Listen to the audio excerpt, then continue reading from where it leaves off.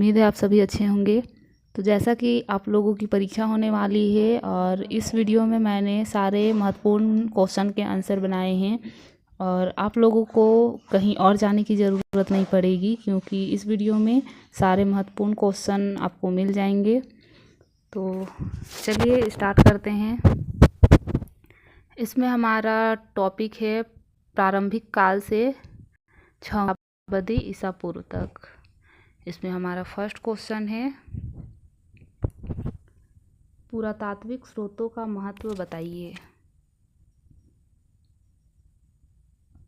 Answer है, पुरातात्विक स्रोत वे भौतिक अवशेष हैं जिनसे हमें प्राचीन इतिहास की जानकारी मिलती है, जैसे भवन, मूर्ति, सिक्के, बर्तन, औजार और हड्डियाँ। एक एक नंबर का कुछ क्वेश्चन है, उसके बाद लॉन्ग क्वेश्चन की ओर चलेंगे। हमारा सेकेंड क्वेश्चन है, हड़प्पा सभ्यता को प्रथम नागरीकरण क्यों कहा जाता है। आंसर है, क्योंकि यहाँ पहली बार सुनियोजित नगर मिले, पक्की ईंटों के मकान, पक्की सड़कें, जल निकासी व्यवस्था, ग्रेट बाथ, अन्नागार मिले। इसीलिए हड़प्पा सभ्यता को प्रथम नगरीकरण कहा जाता है। हमारा अगला क्वेश्चन है, उत्तर वैदिक काल में कृषि का महत्व क्यों बढ़ा। उत्तर वैदिक काल में लोहे के औजारों के प्रयोग से कृषि मुख्य व्यवसाय बन गई। और अगला क्वेश्चन है, महाजन पद क्या थे, 2 उदाहरण दीजिए। 600 ईसा पूर्व के आसपास 16 बड़े राज्य बने जिन्हें महाजन पद कहा गया। ये 2 प्रकार के थे, राजतंत्रात्मक जैसे मगध, कौशल, और गणसंघ जैसे वज्जी और मल। इसी समय से दूसरा नगरीकरण शुरू हुआ। हमारा अगला क्वेश्चन है, दक्षिण भारत के महापाषाण क्या है। दक्षिण भारत में लोहे युग में मिले बड़े पत्थरों से बने समाधि स्थल, इनसे हमें उस समय के अंतिम संस्कार, धार्मिक विश्वास और लोहे के प्रयोग के बारे में पता चलता है। हमारा अगला क्वेश्चन है, जैन धर्म के 3 प्रमुख सिद्धांत, अहिंसा, अनेकांतवाद और परिग्रह। चलिए अगला क्वेश्चन देखते हैं। हमारा नेक्स्ट क्वेश्चन है, आजीविक संप्रदाय क्या था। आजीविक संप्रदाय के संस्थापक मक्खली गोसाल थे। ये नियतिवाद में विश्वास रखते थे। महाजन पद क्या थे। 600 ईसा पूर्व के आसपास भारत में 16 बड़े और शक्तिशाली राज्य बने जिन्हें महाजन पद कहा गया। बौद्ध ग्रंथ अंगुत्तर निकाय में इनका उल्लेख है।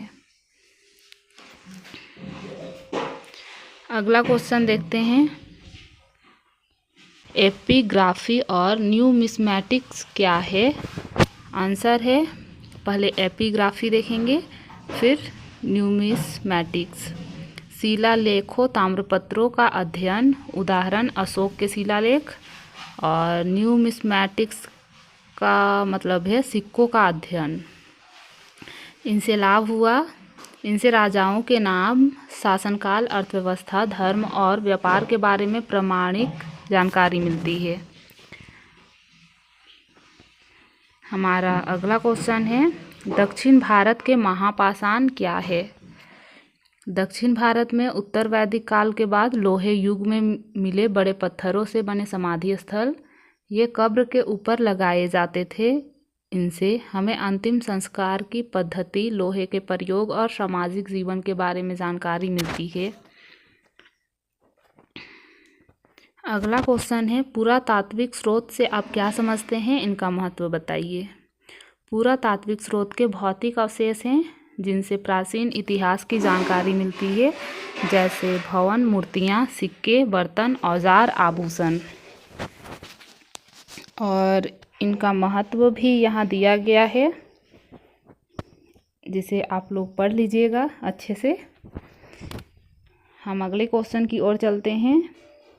हमारा अगला क्वेश्चन है, हड़प्पा सभ्यता की प्रमुख विशेषताओं का वर्णन कीजिए, इसके पतन के कारण भी बताइए। यहाँ हड़प्पा सभ्यता की जितनी भी विशेषताएं हैं वो सभी बताया गया है। आप लोग इसे अच्छे से पढ़ लीजिएगा। इम्पोर्टेंट क्वेश्चन है, एग्ज़ाम में पूछे जाने वाले हैं और सारे पॉइंट्स को परिभाषित भी किया गया है। और हड़प्पा सभ्यता के पतन के कारण, यहाँ पे हड़प्पा सभ्यता के पतन का कारण भी दिया गया है, कुछ पॉइंट्स हैं और परिभाषित भी किया गया है उन सभी को, तो आप लोग पढ़ लीजिएगा। और क्वेश्चन के लास्ट में ये जो निष्कर्ष है ये लिखना भी काफ़ी ज़रूरी है, इससे क्वेश्चन के अंत का पता चलता है, तो आप लोग इसे भी अच्छे से पढ़ लीजिएगा। चलिए अगले क्वेश्चन की ओर चलते हैं। मगध के उत्कर्ष के कारण और बिंबिसार व अजातशत्रु का योगदान।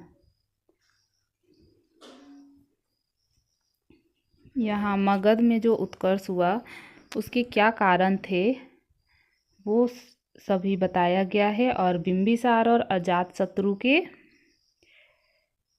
योगदान, मतलब उत्कर्ष में क्या क्या योगदान रहा बिंबिसार और अजातशत्रु के, उसके बारे में यहाँ बताया गया है। तो चलिए अगला क्वेश्चन देखते हैं। नवपाषाण से ताम्रपाषाण काल तक मानव जीवन में आए परिवर्तन। नवपाषाण काल लगभग 7000 ईसा पूर्व से और ताम्रपाषाण काल लगभग 4000 ईसा पूर्व से 2000 ईसा पूर्व तक माना जाता है। इन दोनों काल के बीच मानव जीवन में कृषि, औजार और सामाजिक के क्षेत्र में बड़े बदलाव आए। तो जो कुछ भी बदलाव आए वो सभी पॉइंट्स में दिए गए हैं और पॉइंट्स के बाद उनको परिभाषित भी किया गया है। तो आप लोग सभी पॉइंट्स और परिभाषा को अच्छे से समझ लीजिएगा। हमारा अगला और लास्ट क्वेश्चन है, मेघाथिलिक संस्कृति पर एक निबंध लिखिए। मेघाथिलिक संस्कृति का अर्थ है बड़े पत्थरों की संस्कृति। मेघालिथ, मेघा यानी बड़ा प्लस लिथ यानी पत्थर, मेघालिथ का मतलब हुआ बड़ा पत्थर।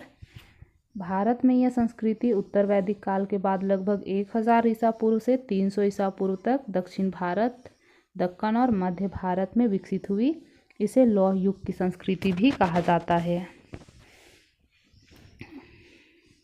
मेघाथिलिक संस्कृति की प्रमुख विशेषताएं हैं समाधि स्थल, लोहे का प्रयोग, मिट्टी के बर्तन, समाज और धर्म और विस्तार, ऐतिहासिक महत्व, ये सभी इसमें दिया गया है और परिभाषित भी किया गया है, जिसे आप लोग अच्छे से पढ़ लीजिएगा। और लास्ट में आता है निष्कर्ष।